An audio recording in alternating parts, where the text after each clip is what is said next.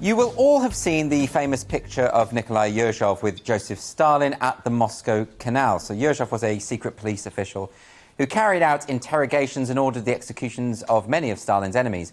But then he fell out of favour, and then suddenly, as if by magic, the picture looked like this. Now, people are always having a go at Stalin, aren't they? But look, this was before Photoshop, right? That's actually quite impressive. But this kind of revisionist activity is a common feature of all authoritarian regimes, and that's why some of us get a bit nervous when we see activists trying to topple historical monuments or rename streets and landmarks or remove books from library shelves or, as in the case of Dr. Seuss, prevent them from being published altogether. And we're seeing signs that many activists would like to see the same thing happen to J.K. Rowling. Now, you're going to remember last year there was a hashtag trending on Twitter, RIP J.K. Rowling. This was on social media, and this was presumably the same people who were burning copies of her books and posting the images online. So here's a quick tip for activists. If you really want people to think you're on the right side of history, burning books might not be the best look. And there are signs that some figures in authority are starting to become infected with the same hysteria. So this week, it was announced that HBO were going to be broadcasting a Harry Potter 20-year anniversary special. And all of the key figures are going to be involved, all the actors, directors and so forth. J.K. Rowling will be omitted. Now, I would argue that Rowling was quite a key figure in the Harry Potter story. This would be a bit like producing a documentary on the theory of relativity and forgetting to mention Albert Einstein. That said, some Twitter users have tried to downplay her role. So here's one example. This one Twitter user said, "Has it occurred to anyone that J.K. Rowling owes the success of the Harry Potter film franchise to Emma Watson, Rupert Grint and Daniel Radcliffe? People always seem to assume the debt runs in the opposite direction." Well, I wonder about that. I mean, are they really saying the key to the success of these films? Is it really that moviegoers generally don't care about exciting storytelling or thoughtful characterisation, but they're more interested in watching a few members of the public who were never particularly good at acting, but just happened to be plucked from obscurity as children and propelled into stardom? Don't groan that, we all know it's true.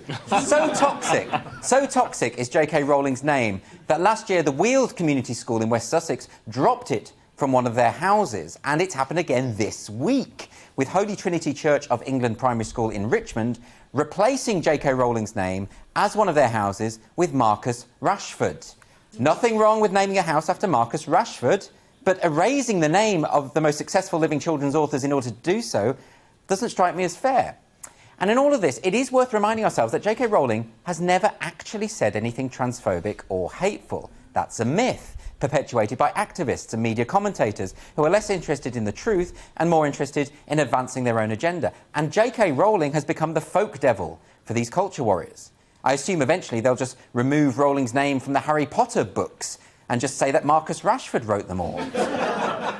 Holy Trinity School have also dropped the house name of Winston Churchill, presumably for his shocking views on trans people.